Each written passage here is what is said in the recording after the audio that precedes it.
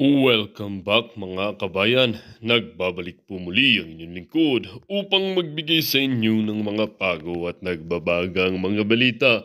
Sa hindi inaasahang kaganapan, alarma ang dating Pangulong si Rodrigo Roa Duterte sa matinding pagbatikos na natanggap nito mula kay Trillanes tungkol sa kanyang administrasyon. Habang patuloy ang mga salungatan sa politika, naglabas ng isang mahalagang impormasyon si Senator Amy Marcos na maaring magdulot ng malaking epekto sa politika ng bansa. Ayon kay Senator Amy Marcos, mayroon siyang ibinunyag na mahalagang revelasyon na maaring makaapekto sa kasalukuyang kalagayan ng bansa. Ang pahayag niya ay nagdulot ng mas maraming katanungan sa taong bayan at nag-udyok sa publiko na magpatuloy sa pagmatsyag sa mga susunod na pangyayari sa politika.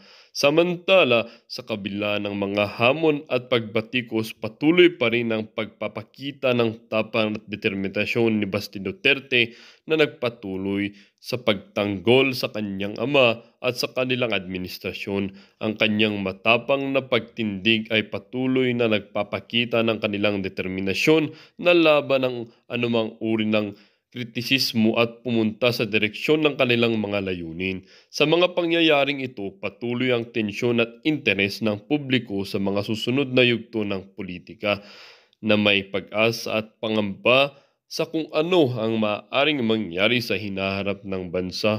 Well, para nga sa buong impormasyon ay panoorin ang buong video at kung bago ka pa lamang sa aking channel, huwag kakalimutang mag-subscribe, pindutin ang notification bell at piliin ang all upang laging maging updated sa mga bago at nagbabagang mga balita.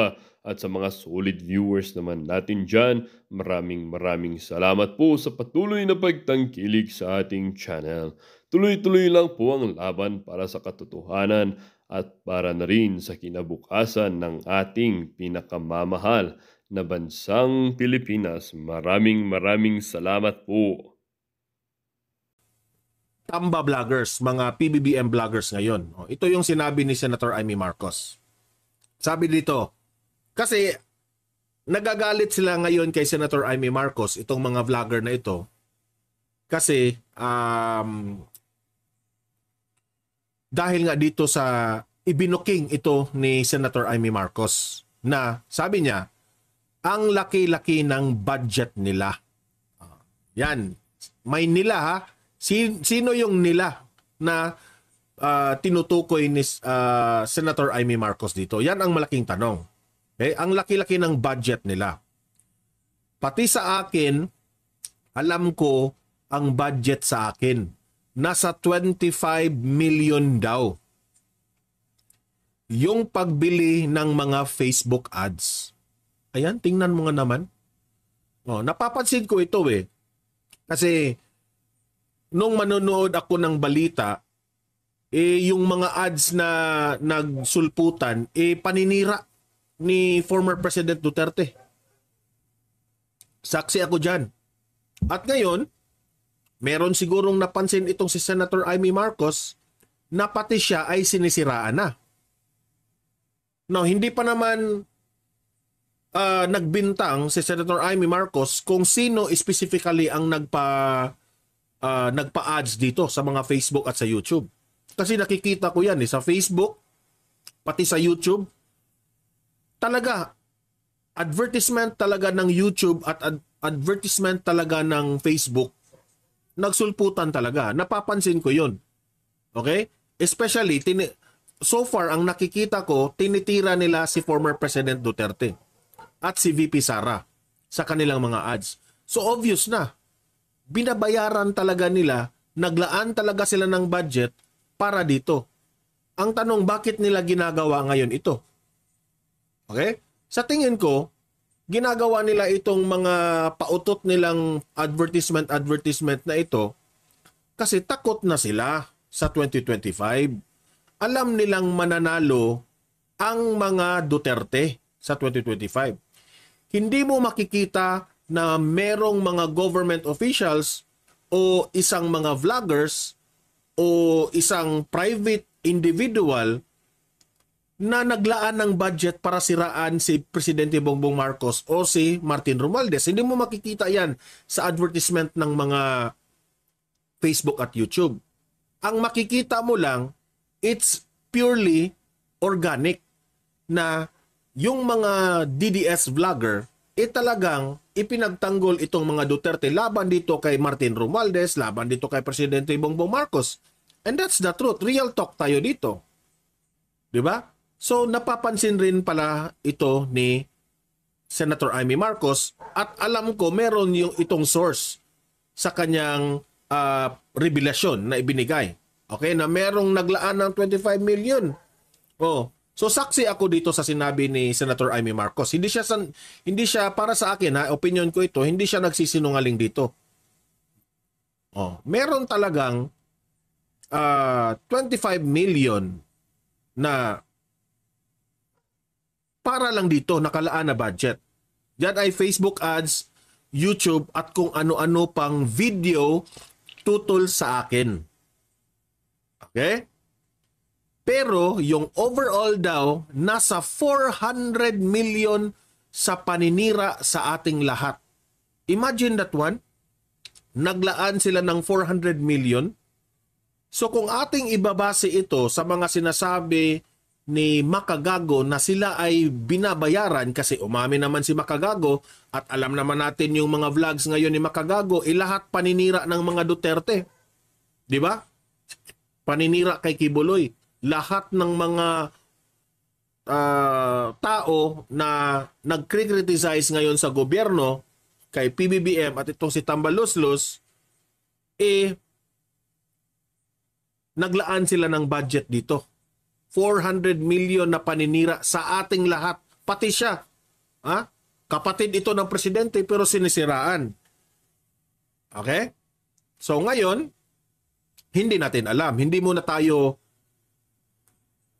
magbibintang kung sino specifically ang nagbabayad nito. At itong 400 million pesos na ito na paninira para lang mag-advertisement, ang tanong natin dito, saan galing itong pera na ito?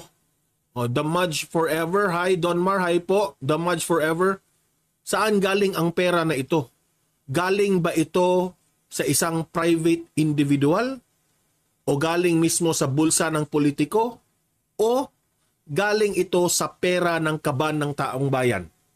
Yan ang malaking tanong dahil 400 million ito, masakit ito sa taong bayan kung ma-proven na ito ay pera ng gobyerno. Pera natin itong lahat. Na sana itong 400 million na ito, ilaan ito sana sa mga proyekto para yung bigas natin ay maging 20 pesos sa kanilang promise, sa kanilang target, na hanggang ngayon 70 pesos, 60 to 70 pesos na ang bigas. Di ba? Oh. So, meron tayong mga pobreng mga kababayan sa bundok, kung saan saang sulok ng bansang ito, nagsasuffer ng kanilang mga sakit na wala silang pangbayad pang hospital. Oh, pero ito, kung ma-proven ito na itong 400 million pesos na paninira ng mga advertisement na ito ay kaban ng bayan, masakit ito sa mga taong nangingilangan ng pera. Masakit ito. Talagang pangdudurog ito sa taong bayan. Kaya nga, sabi dito, pero yung overall daw nasa 400 million sa paninira sa ating lahat. Ngayon, yung sa Duterte at kay Kibuloy malamang mas malaki pa. Imagine that one.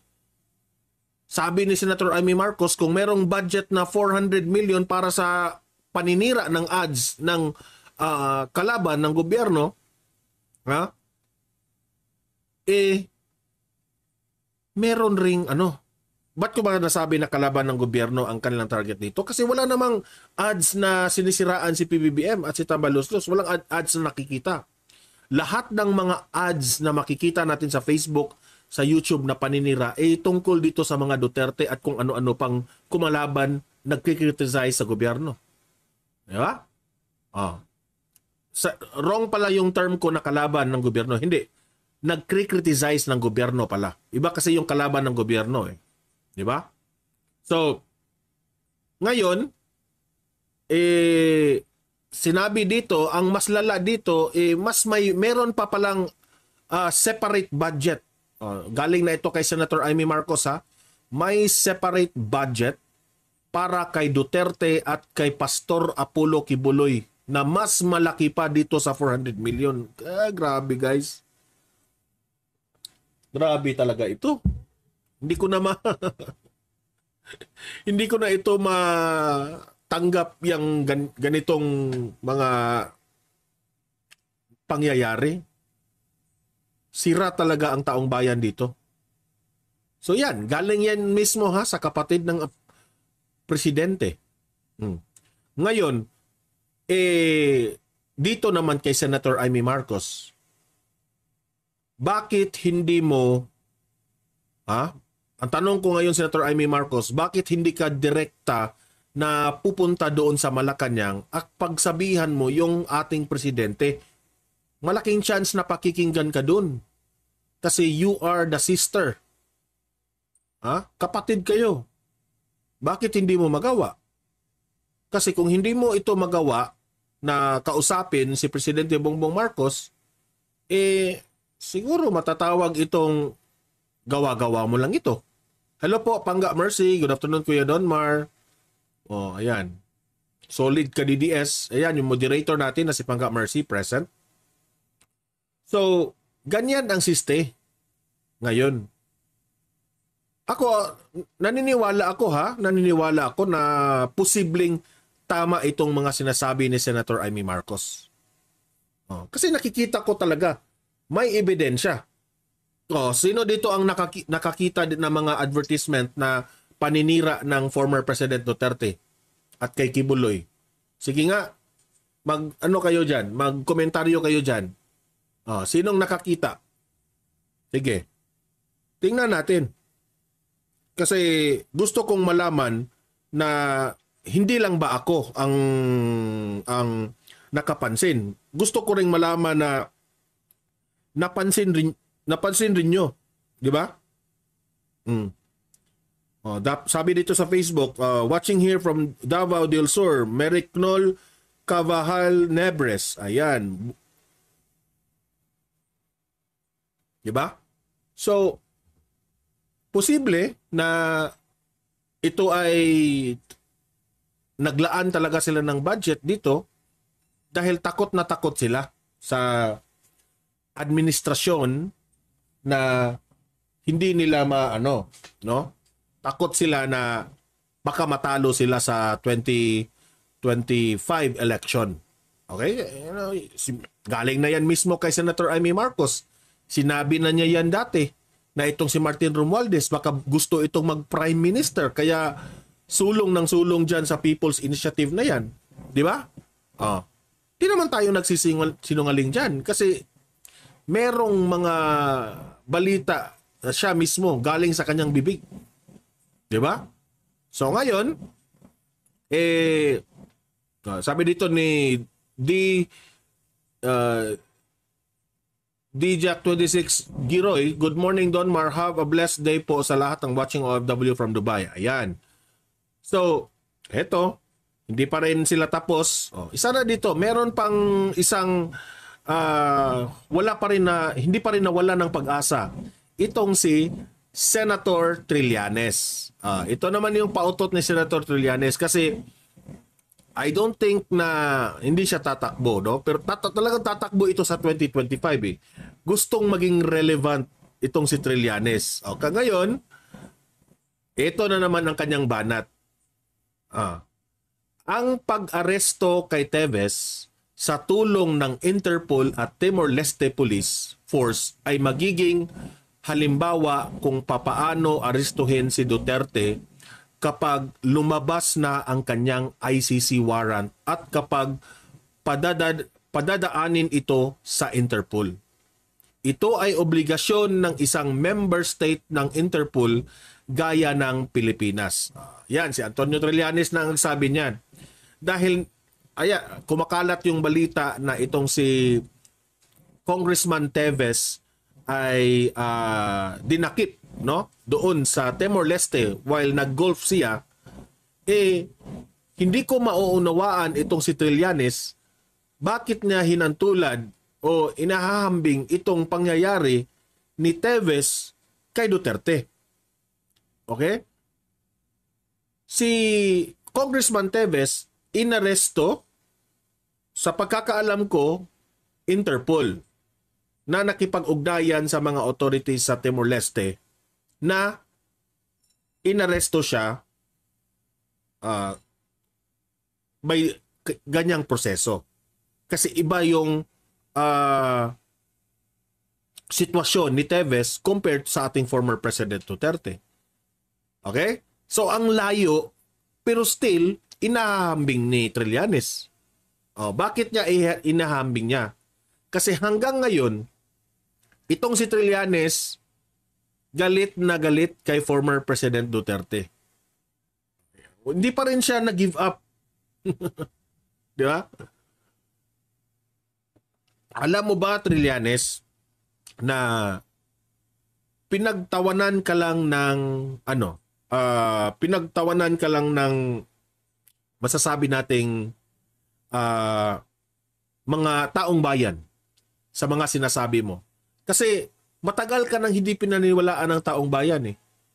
Ang dami mo ng mga ibinulgar, mga banat, mga pagbibintang sa mga Duterte, kung ano-anong mga bintang mo, kahit isa man lang, hindi mo napapatunayan na yan ay totoo. Yan kasi ang mahirap, Trillanes. Na kung magbibintang ka ng isang tao, kagaya ng ginawa mo kay Pulong Duterte, di ba? Dati, na hindi mo man yan 100% napapatunayan na siya talaga ay gumagawa sa mga bintang mo. So kaya tuloy ngayon, iayaw ka ng paniniwalaan kung ano yung mga sinasabi mo ngayon. Kung maging totoo man, ito lang yung akin. Kasi ayoko naman niniwala sa iyo na magaya si Duterte kay Teves. Ang sa akin dito, kung if it's possible na mangyari ito na may mga aaresto dito kay Duterte, kagaya dito sa ginawa nila kay Teves, magiging magulo yan, Trillanes. Unang-una nang sinabi ni former President Duterte, the present President, si Presidente Bongbong Marcos, na hindi siya papayag na merong mga authorities na mga dayuhan na pupunta dito. Okay? Talagang sisitahin yan ng ating kapulisan. Kasi bawal yan. Kumalas na tayo sa ICC. Okay? Walang dayuhan na pwedeng magbigay ng warrant of arrest outside o aresto ng isang individual na Pilipino dito sa ating bansa. Unang-una, insulto yan. Dati na yang sinabi ng mga kapulisan natin at yung mga political experts, mga abogado, na it will be an insult sa ating justice system, particularly sa ating Department of Justice.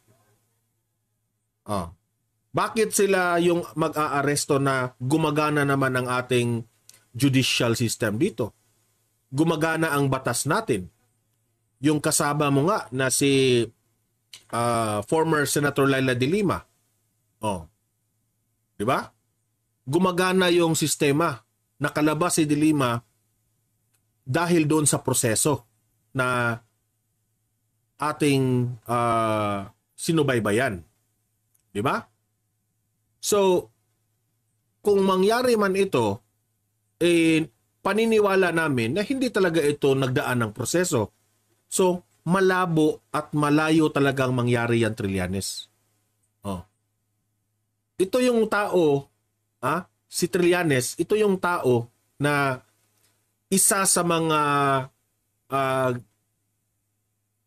bleeding hearts, galit na galit, umiiyak na puso Galit, di natin maintindihan bakit galit na galit sila kay former President Duterte.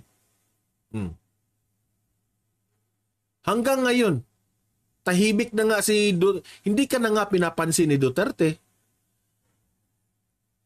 Hindi ka na pinapansin.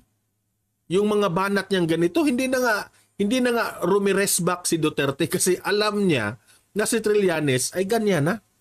Pero siya, hindi pa rin nag-give up. Kaya mo yan, Trillanes, huwag kang mag-give up. Sige, tuloy lang ang laban. Tuloy lang ang laban. No? Sabi dito ni Teresito Nosdo, ikaw dapat rililing ang arestuhin. Buhay ka pa pala. Kasi alam mo, Trillanes, sa buhay ngayon, ang taong bayan, ang priority ng taong bayan ngayon, pagkain. Saan sila makakita ng pera na pambili ng bigas? Saan sila makakita ng pera para expenses, maintenance sa kanilang sakit? Mahirap magkasakit ngayon. Mahal yung hospital. Kung meron mang libre sa ating mga government hospital, hindi pa kumpleto ang mga kasangkapan ng hospital. Yan ang problema ng taong bayan eh. Diba? Pambayad talaga ng hospital. Doon ka sana tumutok, Trillanes. Kasi kung ang plano mo na tumakbo ka sa 2025 election na ang strategy mo ay siraan ng siraan itong mga Duterte ay hindi hindi yan papatok sa masa, hindi yan papatok sa taong bayan, Trillanes. Mas lalo kang hindi mananalo sa strategy mo na yan. Minsan, gamitan rin natin ng utak, Trillanes. Okay? Gamitan rin natin ng utak. Hindi na yan hindi nakakagat ang taong bayan dyan. Nakakatawa na. Okay? So, I will give you an advice, Trillanes. Ako, ordinaryong tao lang, pero i-advise kita according sa level ng masa ng taong bayan. Okay? Para magustuhan ka ng masa, para magustuhan ka ng taong bayan, gumawa ka ng hakbang na ikaw ay makapagbigay idea o saan ka mang programa o event na makatulong tungkol dito sa mga hinanaing ng taong bayan. Ano ba ang mga isinisigaw ng taong bayan? Gutom. Yan, that's number 1. Okay? Well, it's good for you, government officials, kasi hindi naman kayo nagugutom. Mga mayayaman naman kayo. How about those people na hindi tayo sanay na nakikita nandun kung ano yung nafe-feel nila, ang real life nila. Tutukan natin na ang sobrang hirap-hirap. Tawa lang tayo ng tawa, birada lang ng birada dito sa Facebook, sa YouTube, kung ano-ano. Hindi na natin iniisip ang kapakanan ng iba. Okay, kawawa sila. Okay? Naging kawawa dahil nga posible pasanang matulungan ng gobyerno, pero ang nangyari, napabayaan natin. Dahil nga sa buhay pamumulitika ninyo. Ito, pamumulitika ito eh. Nagsayang ka lang ng effort, nagsayang ka lang ng energy, nagsayang ka lang ng internet connection sa pag-post mo nito. Wala. Sayang lahat. Ito. Tutukan natin yung basic. Bakit ba tayo tumakbong bilang government official? Bakit ba tayo nandito ngayon sa gobyerno? Bakit tayo senador? Bakit tayo kongresista? Bakit tayo presidente ng Pilipinas? Vice President? The basic is tulungan ang bayan natin. Tulungan natin ang tao sa bayan natin, sa bansang ito. Basic. Yan ang pinaka-basic. So itong mga pamumulitika na ito, hindi na ito kakagat sa taong bayan. Hindi sila mabubusog dyan sa mga banat ninyo. Hindi sila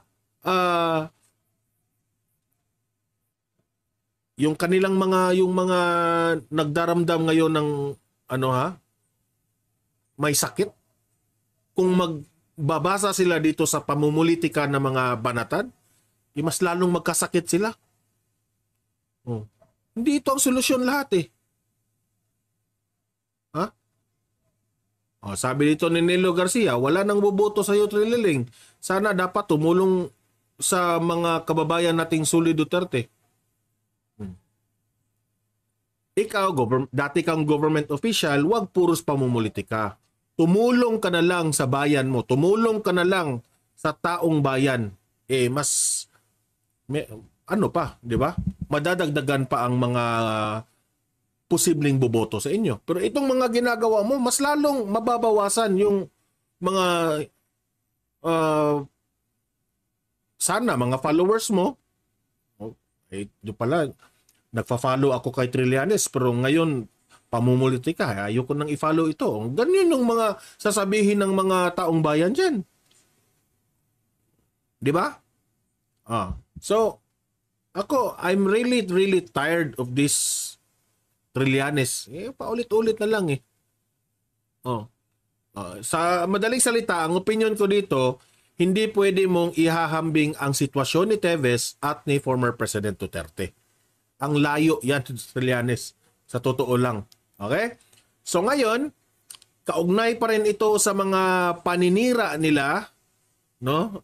Anong sabi ni Senator Amy Marcos na merong budget pala dito sa mga ads na ito. So siguro naman, kung i-connect natin itong si Makagago at sa ibang mga vloggers, nabubuking na ngayon na binayaran talaga sila. Sino ba ang nagbabayad ngayon sa kanila? Yan ang malaking tanong. Di pa natin alam. Kaya nga, isinusulong ngayon ni Banat Bay at ibang mga nakapansin na dapat imbestigahan ito sa Senado. Senator Amy Marcos, ikaw ang susulong dyan. Kung kapag itong si Banat Bay ay mapakinggan dito sa some of the senators and especially itong si Senator Amy Marcos, sana matuloy ito at imbestigahan itong sino itong mga government officials na nagbabayad nitong mga vloggers na ito. At yan ay importante dahil kaban yan ng bayan, for sure. Okay? So ngayon, heto, may vlogger na i-issue rin itong si Coach Jarrett na ito ay binabayaran. Diba? Merong isang vlogger na binuking niya itong si Coach Jarrett na nangiinganyo raw itong si Jarrett na ito yung natin, gagawin natin. Ito yung mga vloggers na sa tingin namin na wala talagang prinsipyo sa buhay. Pera-pera lang ang kanilang kasi imagine that one, itong vlogger na si Coach Jarrett, 6 years itong kumakampi sa mga DDS, pero ngayon tumiwalag na. Ang tanong natin ngayon kay Coach Jarrett, totoo ba Coach Jarrett na ikaw ay bayaran? Yan ang malaking tanong. So, magre-react tayo ngayon sa mga tirada nitong si Coach Jarrett na binabatikos niya itong si Basti Duterte. Dahil itong si Basti Duterte, anak ni former President Duterte na mayor ngayon ng Davao, nagsusulong na ibalik yung war on drugs. Okay? Bumalik raw ang problema sa Davao na marami na namang jadik dyan sa Davao. Hindi ko pwedeng bagitin ng tama yung ating mga words kasi bawal yan sa Facebook at YouTube. Dumarami na raw itong mga jadik na ito. Dumarami na namang ang mga nalululong dito kaya nananawagan itong si Basti Duterte. Siyempre, kung mayor ka, you are very concerned sa iyong syudad, sa inyong city ninyo. Malala na. Okay? Lumalala na. Kung lumalala dyan sa Davao, na mismo yung Davao very strict dyan sa pamumuno ng mga Duterte, how much more sa ibang lugar ninyo ngayon?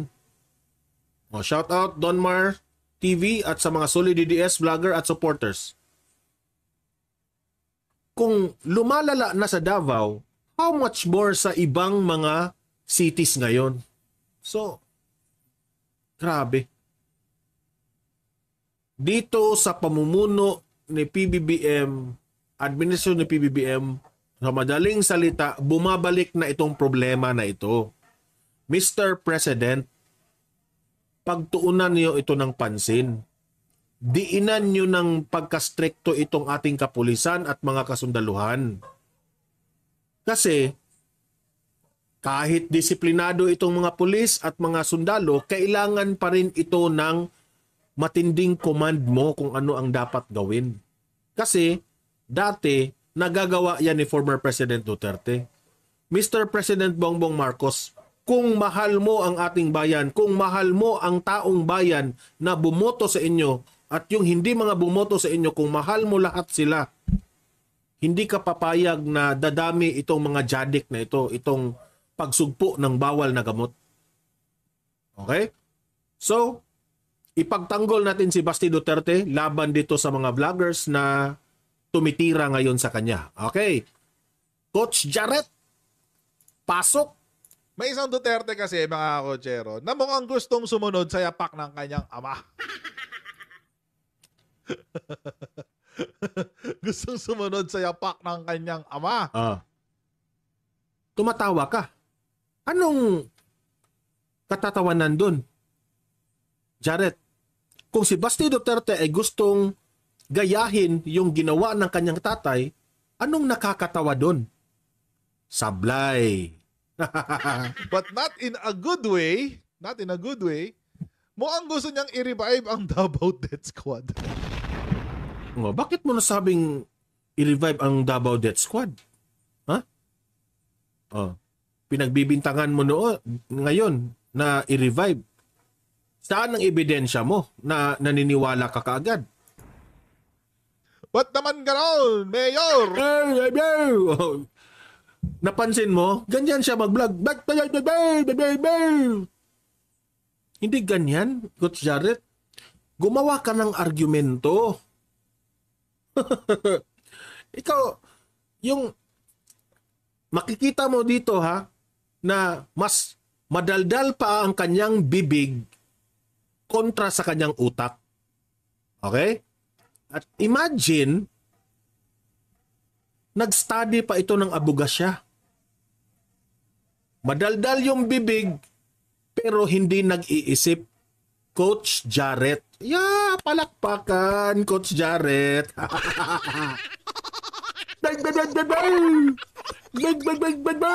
Ganyan siya mag-vlog. Bakit naman gano'n, Mayor? Ba't naman? Bakit ngayon? Sasagutin ko Dahil itong mayor na ito may malasakit. Naaawa na siya sa taong bayan. Na maraming pumabalik ngayon sa pagiging jadik, Coach Jarrett. Hindi yan dapat pagtawanan, Coach Jarrett. BO ka lang. Dami ng susundan mo, yun pa. Kaya nga na-ICC yung tatay mo eh. Kaya raw na ICC. Ano ang pulot dulo? Bakit na ICC si Duterte? Dati pinagtanggol mo yan. Na ICC si Duterte kasi itong mga dilawan na ito, yun ang pumunta doon, nagreklamo. Kinampihan ka agad, tinitira ni Duterte. Kaya galit yung ICC na yan dahil hindi yan uubra dati sa mga binabanata ni Duterte, di ba? Dahil ganyan eh. Bakit? Ano ba yung balita? Ito kasi yung balita. Ano balita? Mayor Baste Duterte. Ito yung balita na binabatikos ni Jarrett. Mayor Basti Duterte nagdeklara ng pagsugpo ng droga sa Davao City. Palakpakan. Mayor Basti Duterte, we are with you. Okay? Huwag kang magpaapekto sa vlogger na kagaya nito. Okay? Huwag kang magpaapekto yan. Dahil wala yang mga argumento. Basti Duterte. Basta lang yan kay makabanat, banat.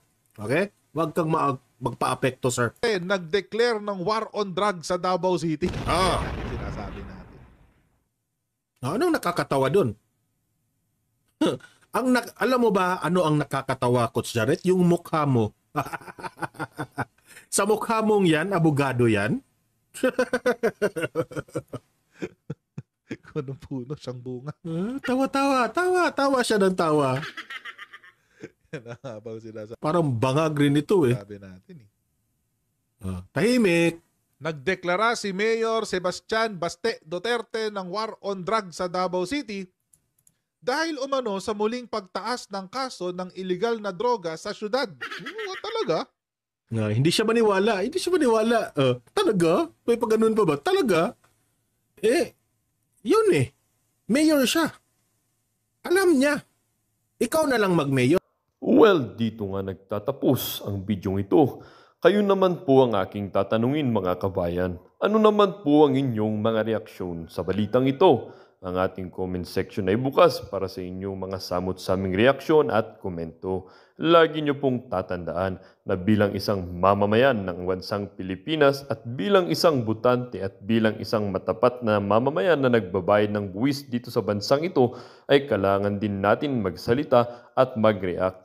Huwag kakalimutan, do not let your thoughts left unspoken. As citizen of this country, your thoughts matters. Muli po, kung bago ka pa lamang sa aking channel, huwag kakalimutang mag-subscribe at pindutin ang notification bell upang laging maging updated sa mga bago at nagbabagang mga balita. Huwag din kakalimutang mag-iwan ng like at i-share ang bidyong ito upang ang inyong pamilya, kaibigan at kakilala ay maging aware din sila sa kung anong nangyayari sa ating pinakamamahal na bansang Pilipinas.